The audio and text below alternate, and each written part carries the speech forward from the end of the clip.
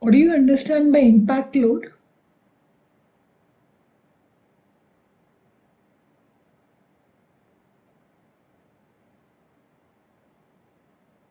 Yes. Anish?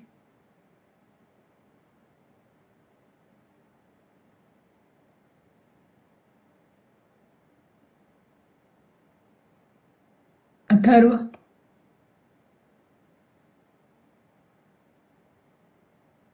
Yes, ma'am. When you apply like a high load over a short period of time. Is it has only to do with time?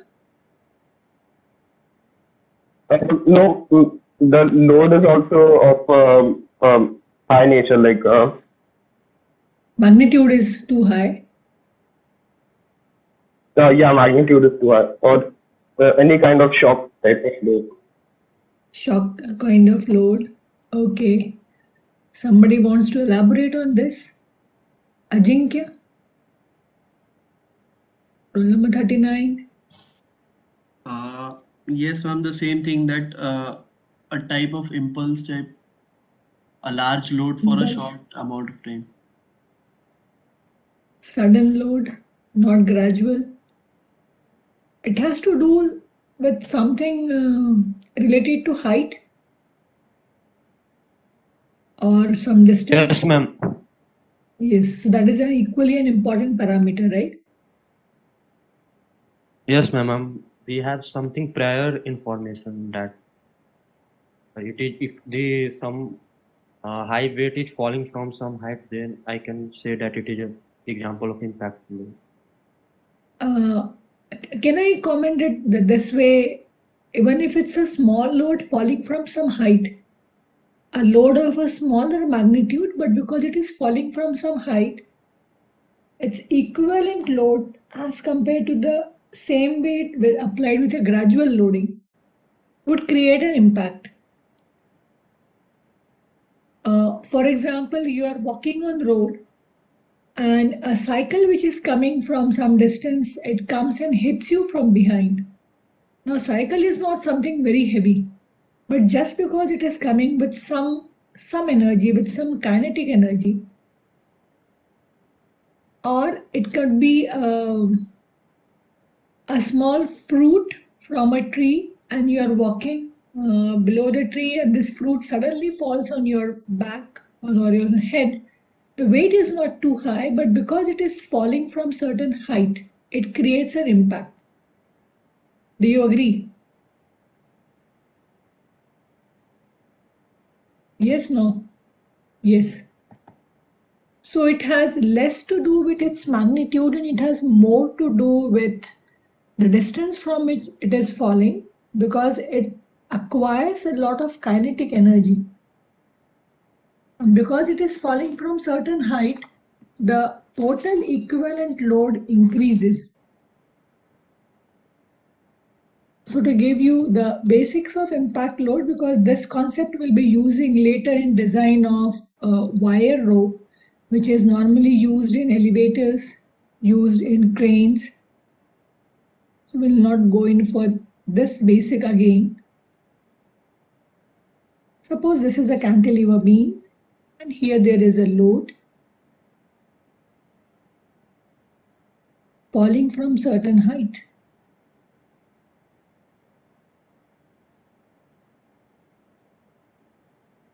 It's falling from certain height.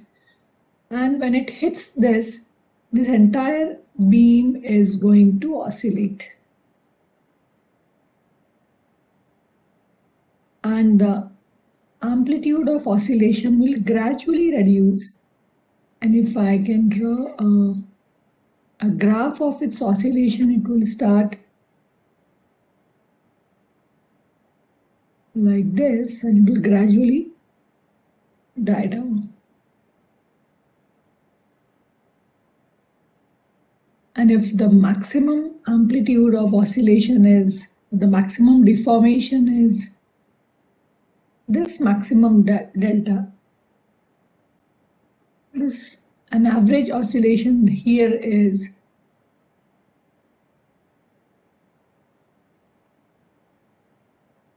this is assuming there's a static load. A static load is the same load is gradually kept. This load, if it is simply kept the way we apply a load on a cantilever beam, whatever is the deformation, this is the static deformation, delta static, or static loading, not a dynamic or a shock kind of loading for the same load. So what is happening here?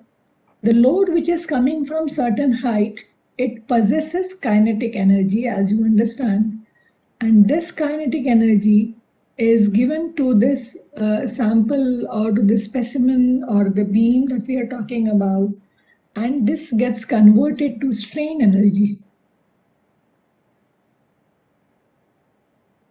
Strain energy is the energy which gets stored in the beam. And this conversion of kinetic energy to strain energy is, say, with some efficiency eta, wherein this efficiency should ideally be 100%, but it is not. And why this efficiency is not 100%? This is around 95%, the conversion of kinetic energy to strain energy. Now, can you tell me where is this 5% loss of energy? Heat, yes. Air friction, okay, I can give this. Sound, yes. It will create a huge impact noise or a sound. So if we assume there is no noise created, if there is no air friction, no heat is generated, if we neglect the mass of the object, no air friction,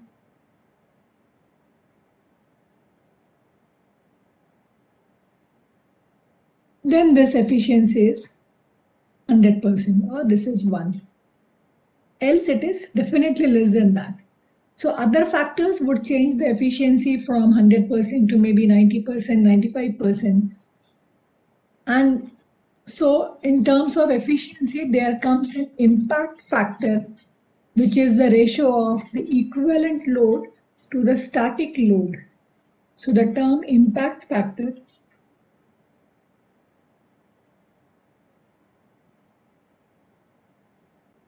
N, which is the ratio of the equivalent load upon the actual load W. So this is the actual load. You know what is this impact factor N given by? If the object is falling from this height B, say h,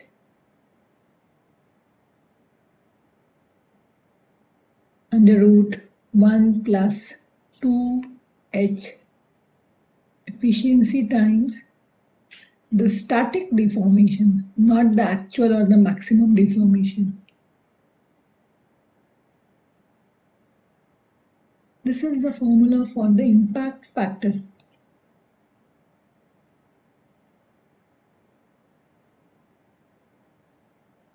If the cross-section area of the beam is A, if the modulus of elasticity is E, the total length is L, can you tell me what is this static deformation in terms of W, A, E and L?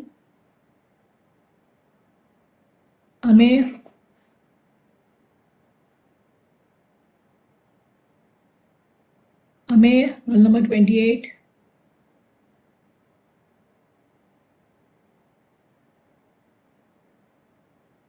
Amey, are you there?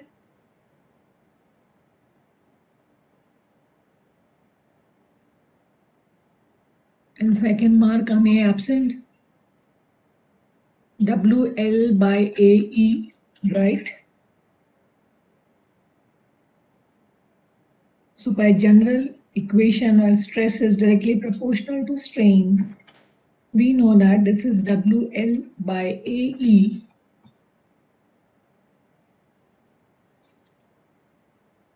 And so if I am assuming efficiency as 1,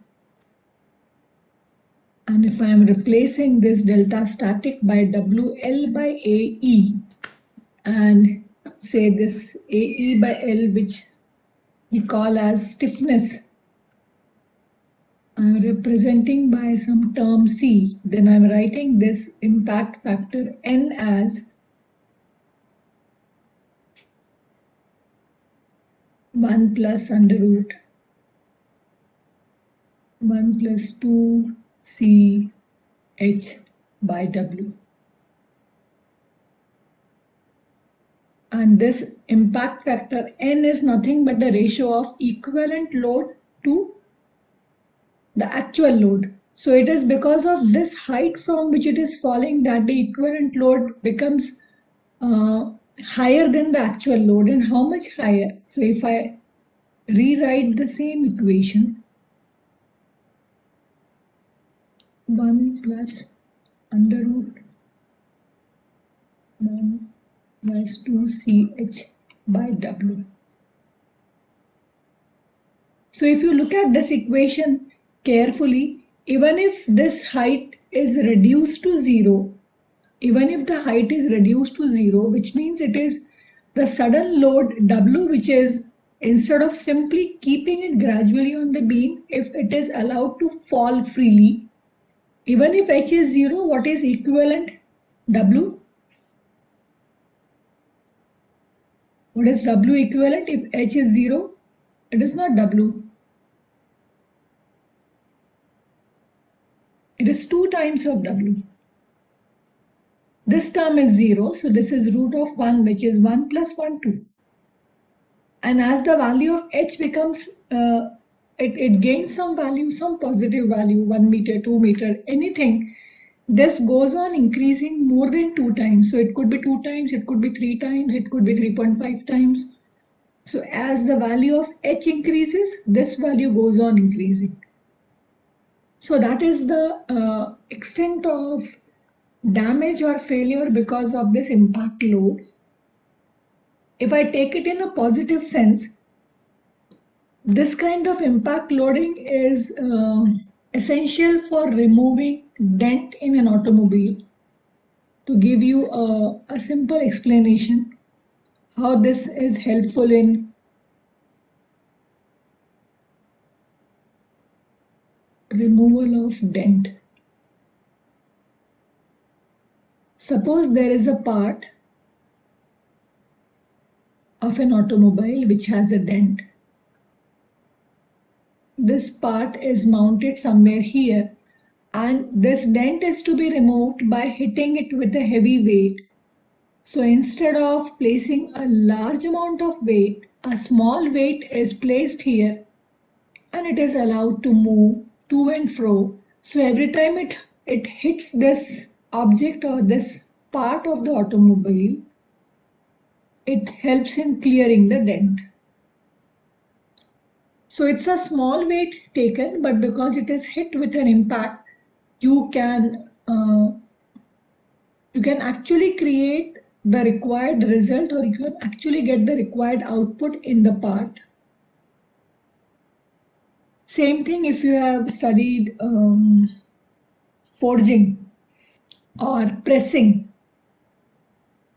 So when you want to forge, you are hitting with a hammer or with a press which drops or which falls from a high distance or from a large distance.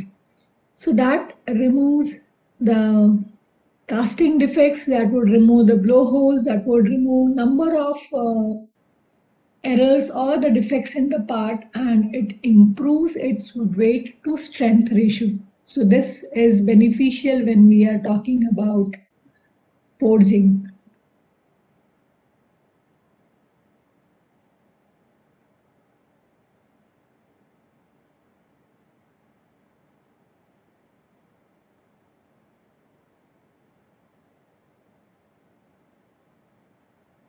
So to share you an interesting data or my first-hand experience, anyone in this class by chance has been to Seattle, US? Anybody? Yes, no? Rishikesh? Manan? Yes?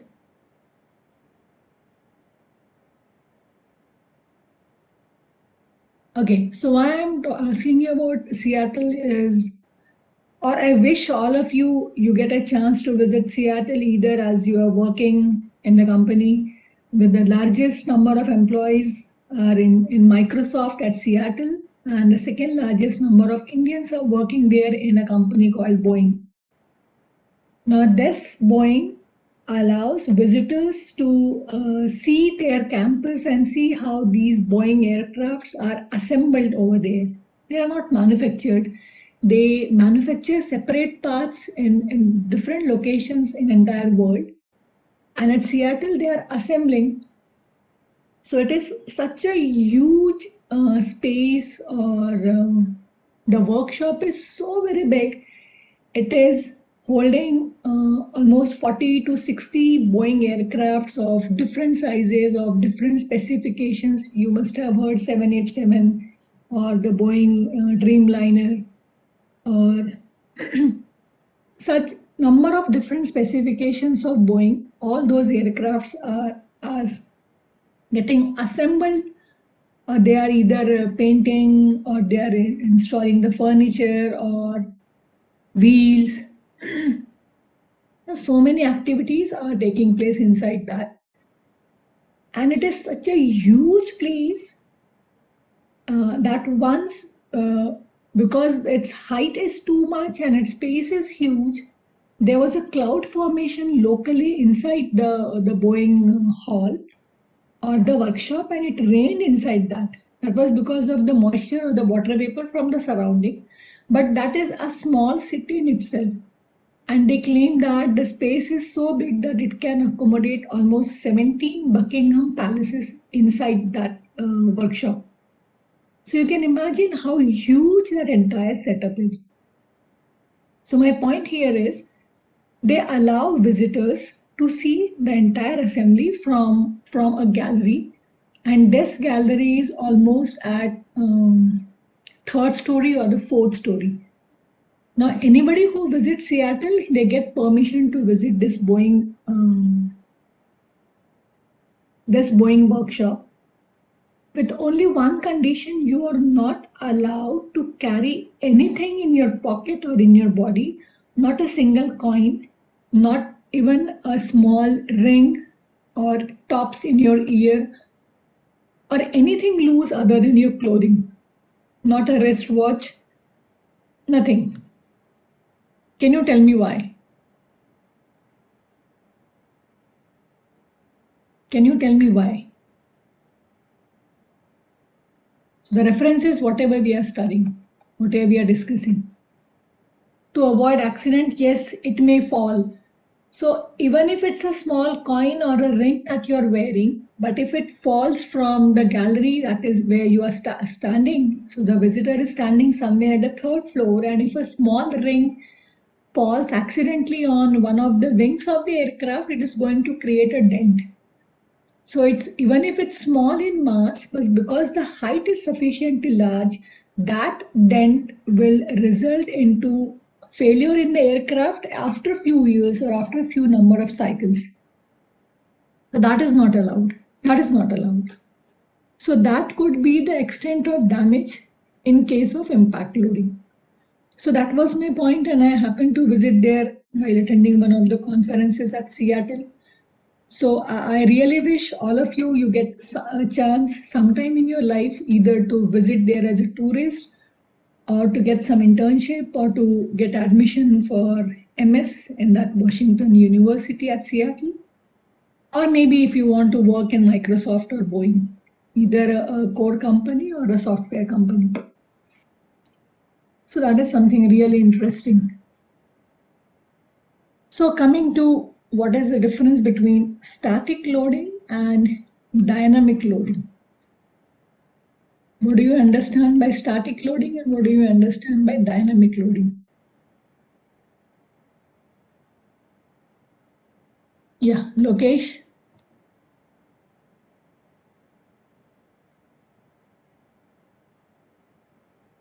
Lokesh, are you there? Yes, ma'am. Yeah, tell me what is the difference between static loading and dynamic loading? On static loading, the load is constant throughout, Okay. and then dynamic loading, uh, the load is It actually is not not constant throughout. Which is not constant throughout? I think so. You think so, okay. Who can tell me, Ayush?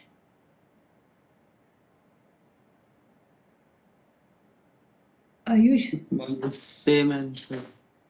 same answer. Yes, ma'am. So something which is varying. Okay, it is varying in magnitude or direction or any other factor? Both direction and magnitude. Both. Okay. One Roll number more, 14. Yeah. Yeah, Saurabh. ma'am, point of application is also vary. Point of application also varies. Means magnitude, direction, and point of application. Okay. It I'm can be looking any for one dynamic. particular term. Yes, Ajinkya is right. It is a time variant load. It has something to do with time as well. Apart from static load is constant throughout, dynamic load is varying. The most important factor is how do you differentiate whether this is static or dynamic? It depends upon the timing. How? There is a natural period of vibration for any element, for any specimen, or for any object. You agree? So, whether the load is static or dynamic, this depends upon the ratio between the time required for loading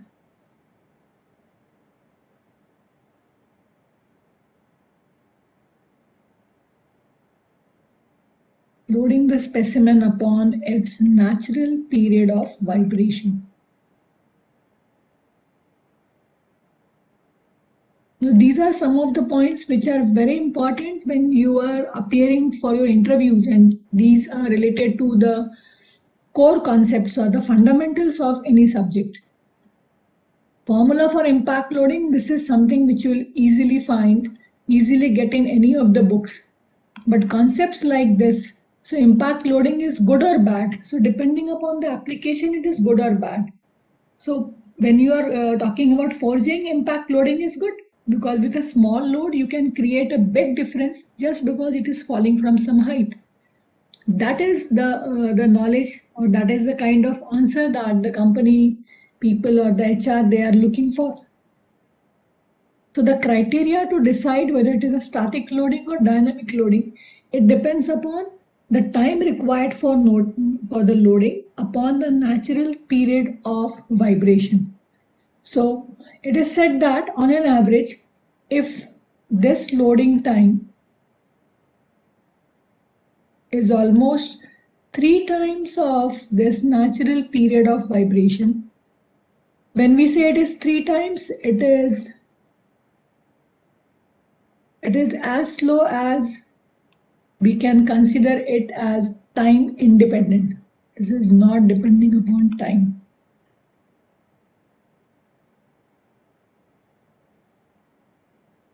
This is known as static loading.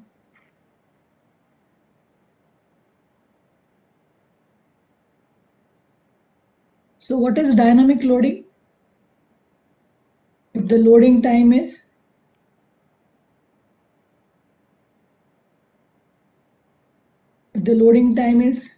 something into its natural period. So what is this something?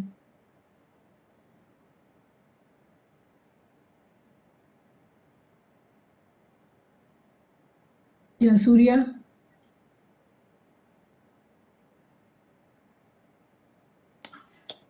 Ma'am, Yes.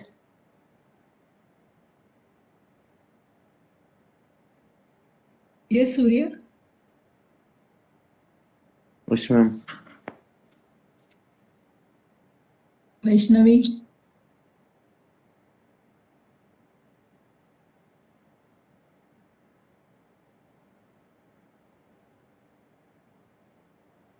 Should it be Pratyusha. less than 3? Yeah, Vaishnavi. Come again. Should it be less than 3? Yes. How much less than 3? Is it 2? Is it 1? Is it less than 1? Is it more than 2? It is I'm not definitely sure less about than that. 3. Yeah, just guess. Probably between 1 and 2. Between 1 and 2. No. Pratyusha. Is it Pratyusha? Pratyusha?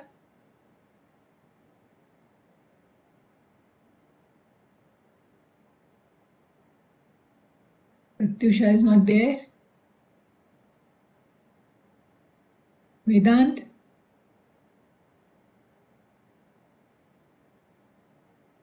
Vedant? Ma'am, I think 2. 2. No. This is almost half of its natural period of vibration. So when it is half of the natural period of vibration, we say it is a dynamic load, or it is sudden load, or it is an impact load. So the loading time has to be less than its natural period of vibration, which the object or the specimen is taking as a time dependent load.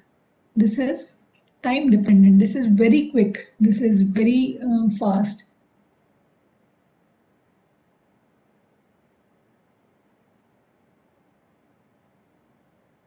So this is a thumb rule.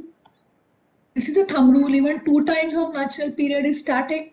1 time is also at times taken as static. In few cases, it can be taken as dynamic, but it has to be less than 1 for the dynamic loading, and it has to be more than or much more than 1, maybe twice or thrice of its natural period of vibration, that we call as static loading. So a part which is statically loaded, this is designed to carry the loads. Whenever a part, yeah, that's what I told you, Shivesh.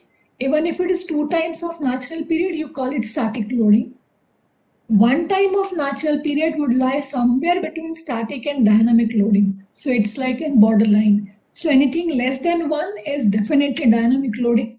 Anything more than 2 is definitely static loading. In between, it's a range. It's a range between static and dynamic. So if a part is statically loaded,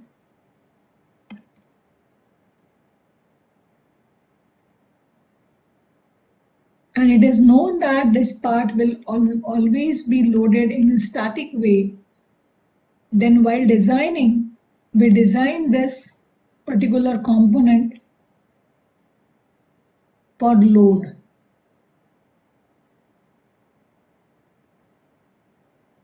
This is designed to carry load. And if the part is known to be loaded dynamically,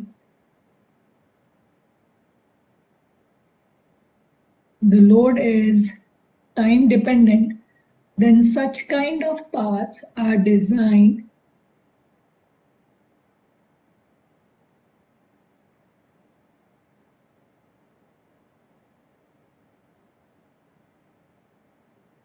to absorb energy.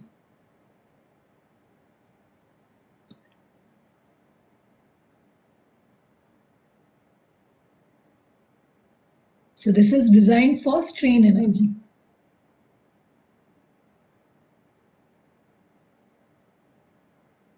And so a quick comparison of static and dynamic loading.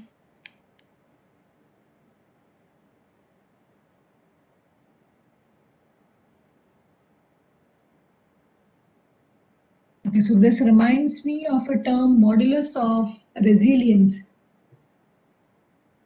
Who can define modulus of resilience quickly?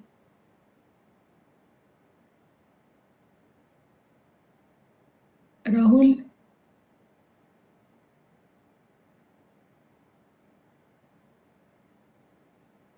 '68, Rahul? Rakesh?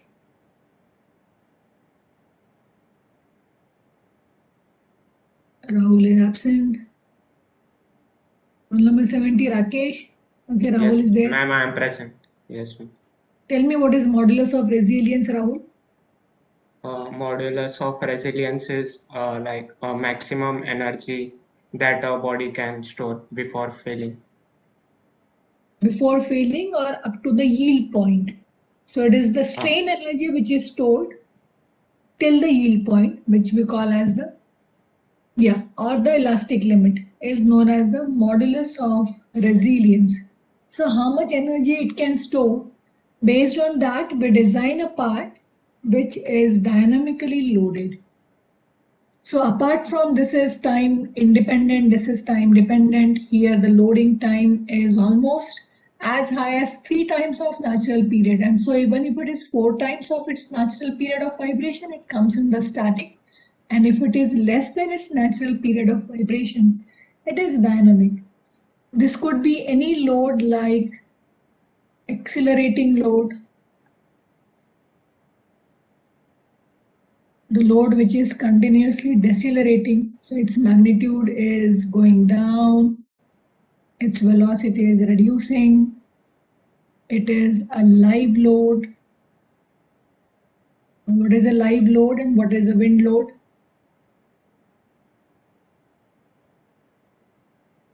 Live load is like on bridges where the vehicles are continuously moving, or the train is continuously moving, it is a live load. So the load is zero when there is no vehicle, and when the vehicle arrives and when it crosses the bridge, the load increases from 0 to maximum and it goes down. Again, for probably next 15-20 minutes, there is no load, and again next train arrives and again the load increases and decreases. Or on a regular flyover when we have vehicles, so probably in the peak, during the peak hours, there are at any given moment of time, for a stretch of 1 kilometers, there are almost say 50 vehicles. And during non-peak hours, maybe during night hours or during midday around 2 p.m., 3 p.m., there would be only 1 or 2 vehicles. So this is a live load, a load which is continuously moving. Wind load, as you know, this is a load which is again for the structures. So yesterday I was giving you an example about difference between civil engineering and mechanical engineering. Do you remember what we discussed, Maurya? Number 66? Yes, ma'am. Yeah, how do you call out your name? It's Maurya or Maurya? Maurya, ma'am. Maurya, okay. So what did we discuss about difference between civil engineering and mechanical engineering? No, the mechanical engineering, the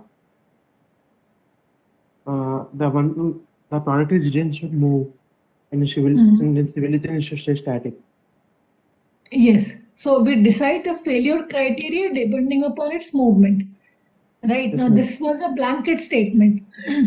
But if we talk about wind loads for a structure which is very high, very tall, or the skyscrapers, the topmost end of that building or of that structure, because it is subjected to wind load, it is designed to deform or deflect for few millimeters. And that is required for the safety of the structure. Another example, how many of you have been to Dubai and seen Burj Khalifa? Probably you are going to tell your parents that our machine design teacher is asking us to visit so many places worldwide, isn't it? Yeah, who is giving me the answer? Sahil, 117. Vineet. Anybody has seen Burj Khalifa? Come on, say yes, no, quickly. No. Richa has seen, okay. But all of you have heard about this structure, right? A beautiful structure, very tall, higher than Eiffel Tower of Paris. Tip of this Burj Khalifa, which is extremely high, which is very high, due to wind load, it deforms, and that much deformation is permissible. And if that is not permissible, it will develop cracks. So that is within the given limit, within the given range. So that protects failure, or that keeps it safe. So it is designed for that much deformation. Now, can you tell me how much would be the deformation of the tip of the Burj Khalifa? Permissible deformation. Just a guess. Richa, because you have seen that. Few millimeters. Few millimeters. Less than 1 millimeter? No. No, no.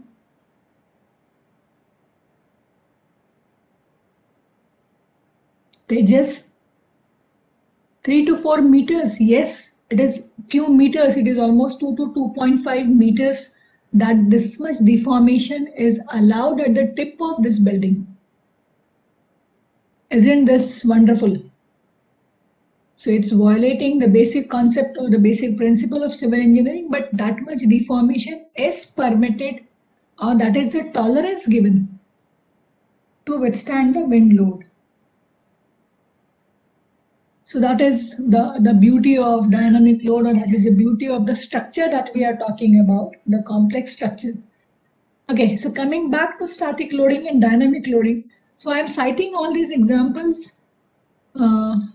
to change your viewpoint, or anything that you observe in and around you, you must be wearing an engineering lens.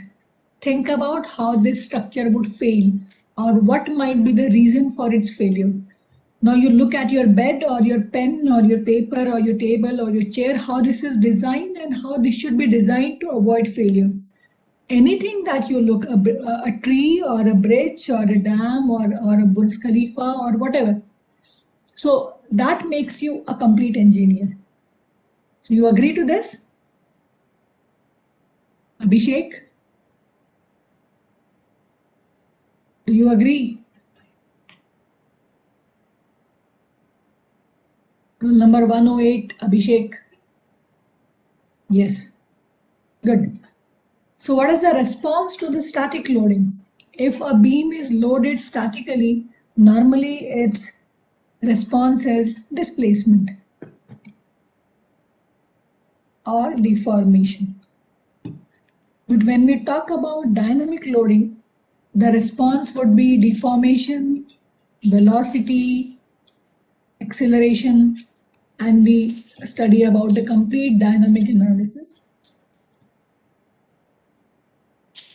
When we are designing a part for static loading, you will normally get one solution. Whereas for a dynamically designed component, you can end up with multiple solutions.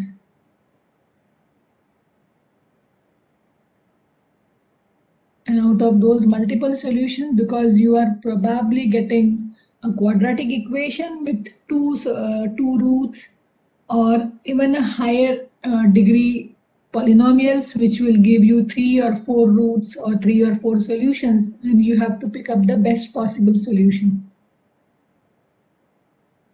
So basically it is complex.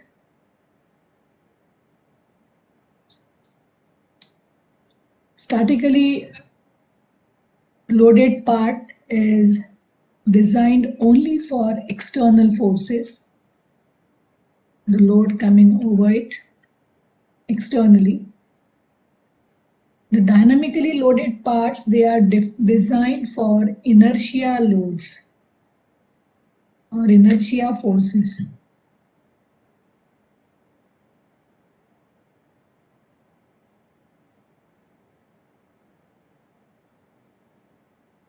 And then from the materials point of view, there is a very important difference between the static loading and dynamic loading. You know that any part, when it is loaded, stresses are induced, and when the stresses are induced, there are stress lines inside any sample which gets disturbed because of loading. This you have studied in your, what is that subject you get, material science? You have a subject in third year, right? Engineering metallurgy. So either because of heating it to a very high temperature or because of the sudden loading, the stress lines get disturbed, and those stress lines get enough time to rearrange in static loading. So because they get enough time to rearrange,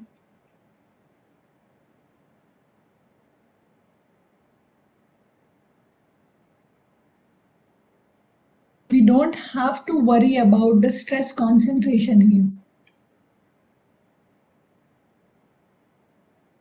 With time, the stress will get distributed easily. There won't be stress concentration. But in case of dynamic loading, there is no time for rearrangement and the component suddenly fails.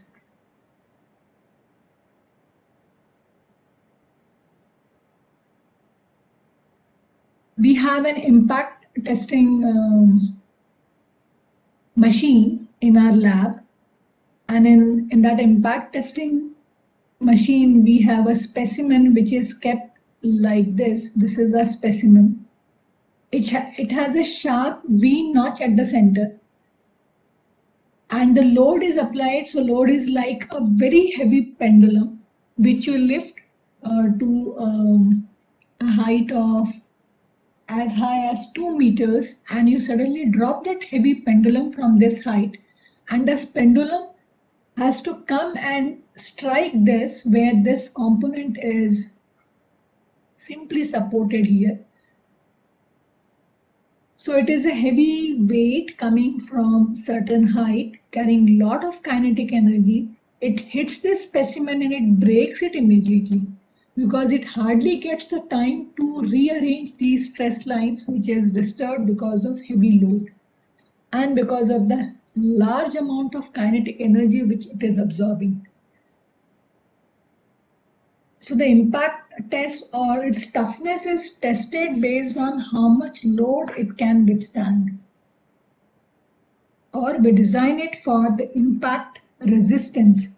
So in the impact resistance is a term which talks about how strong it is to withstand the impact loading.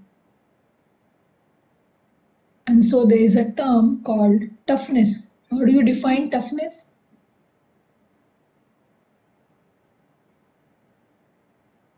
Tejas?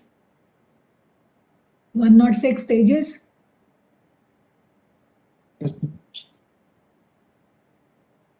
How do you define toughness?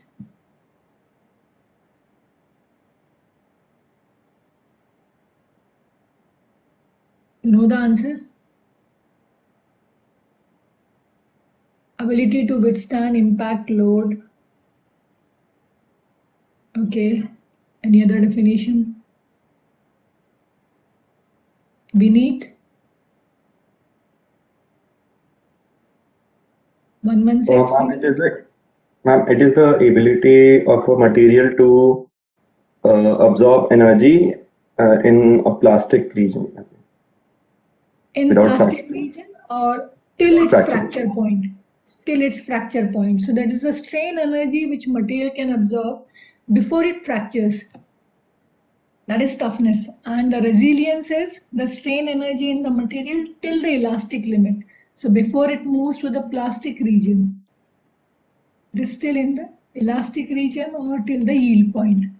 So this is the strain energy absorbed till elastic limit.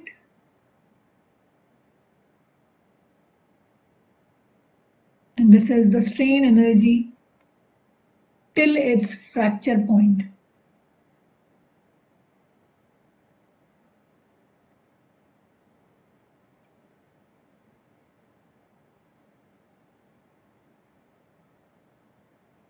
So if I say a material is very stiff, what does that mean? Is it more resilient or less resilient? If I say a material is stiff or material A is stiffer than material B,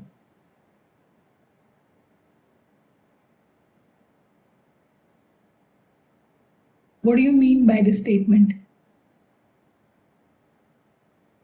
Prathamesh.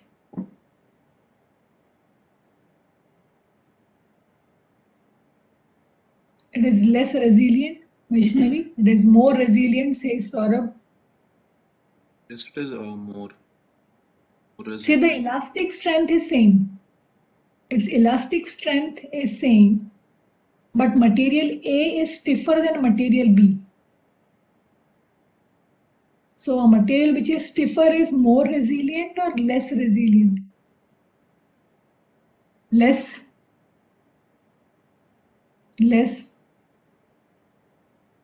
Okay. Glass is stiffer than rubber. Do you agree?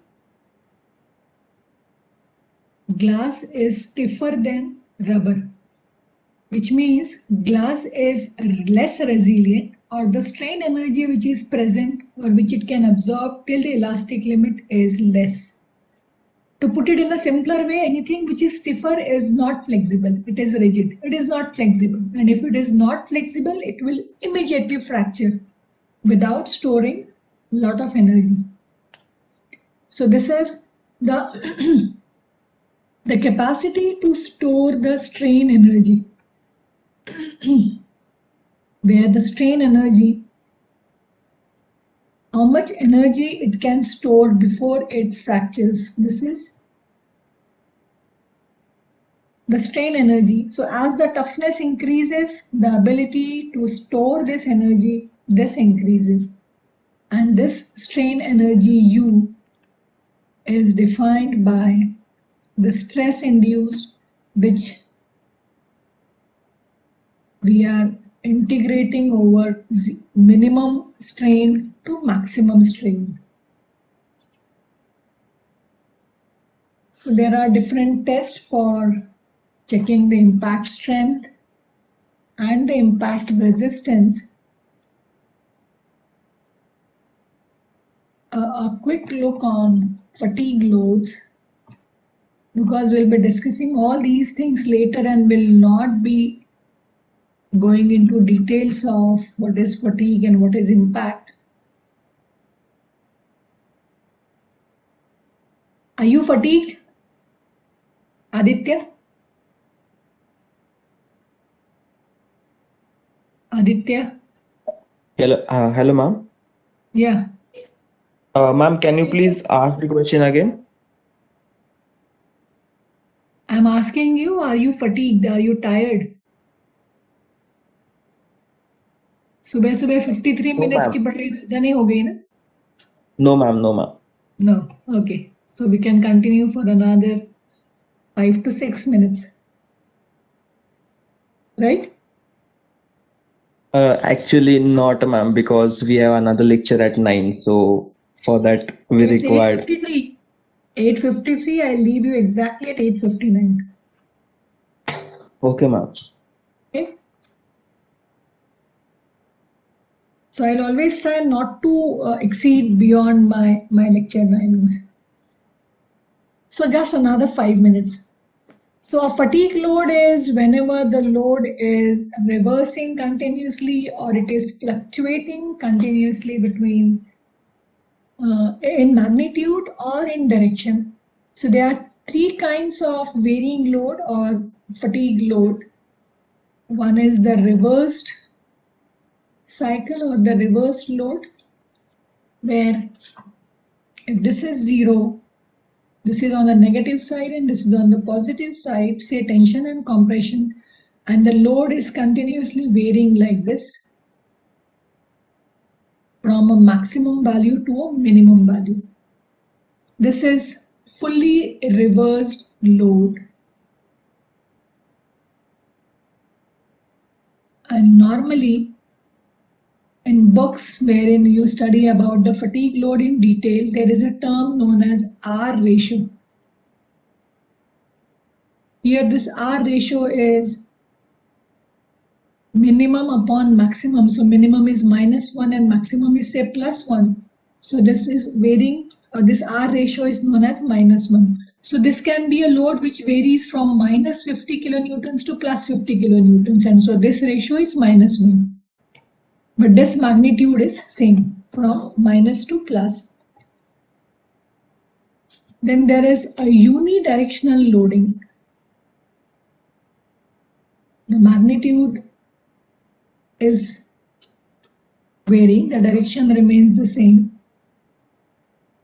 So unidirectional loading is, this is 0,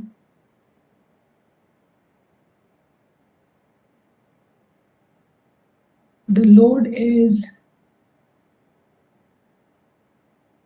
varying like this.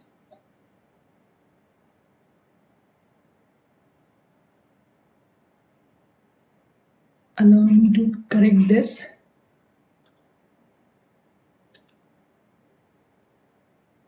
So its minimum value is 0, and then you have some maximum value and it comes to 0 and it again reaches maximum. Here we call this R ratio is 0 because it is varying from a minimum of 0 to maximum of say 2 or 5 or 100. So this R ratio is 0.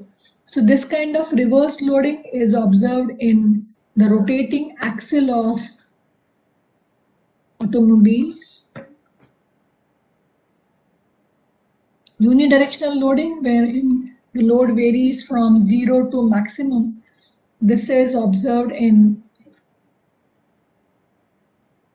spring of a modular jack. When you remove the load is 0, and when it is maximum. So this is also to be designed for fatigue loading. And then there is a fluctuating load.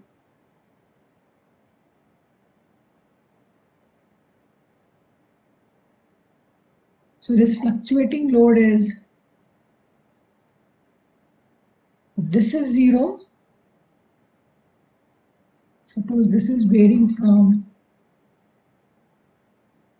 some value 0.5 newtons to 1 newton. So this is minimum and this is maximum. It is never reaching 0. Here this R ratio is minimum upon maximum, which is 0.5 by 1. And so the mean load is the maximum load plus minimum load by 2, and the variable is the difference upon 2. So this kind of fluctuating loads, they are used in electromechanical relay. We had done a very interesting research project on fluctuating load or on fatigue loading. Maybe I can share with you in the next class. You'll have to remind me. Something which we have done for nuclear reactors. This is used in electromechanical relay with preload.